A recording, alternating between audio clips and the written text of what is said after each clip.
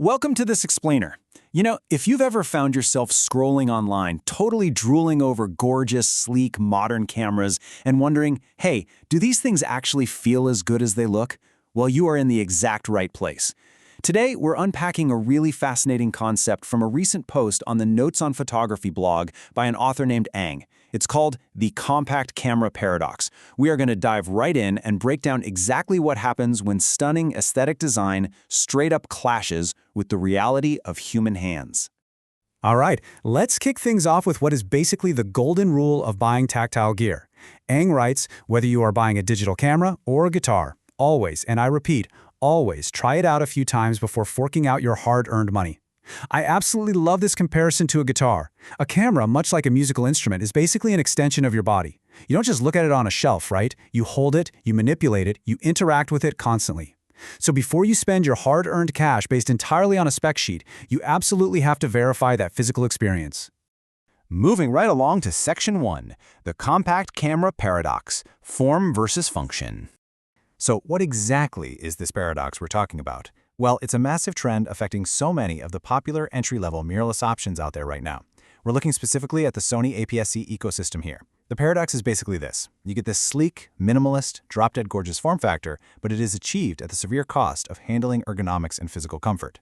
Manufacturers are packing all this unbelievable technology into smaller and smaller boxes to appear to our eyes, but in doing so, they're kind of forgetting about the actual shape of our hands. Let's look at Section 2. The Sony Test Drive A6400 versus A6700. So, during a totally mundane grocery run detour, Ang actually put this paradox to the test with the Sony A6400 and the A6700.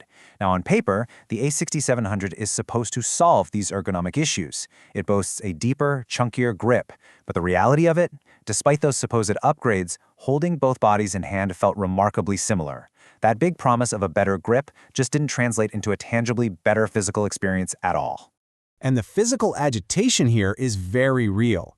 It really boils down to three main ergonomic failures of the compact body. First off, even if you have totally average-sized hands, your pinky finger is left dangling completely helplessly off the bottom of the camera. That instantly compromises your stability. Second, because of that missing grip, trying to hold the camera single-handedly is practically impossible. But the third point, this is the real kicker. When Ang tried mounting a lightweight telephoto lens onto this sleek body, it caused actual physical pain. The form factor entirely failed to support the physics of the lens. A lot of the mental friction here happens between our expectations and the physical reality. Ang notes this tendency we have to grab a camera with a really firm right-hand grip, fully expecting the camera body itself to take the weight. And you know what that is? That's just old-school DSLR muscle memory at work. You grab it, it feels substantial, and it naturally balances whatever heavy glass you put on the front. But the reality of this compact mirrorless experience, it felt completely weird and honestly downright discouraging. It simply couldn't handle the job it was physically being asked to do. Which brings us to Section 3, ergonomics first, comfort over aesthetics.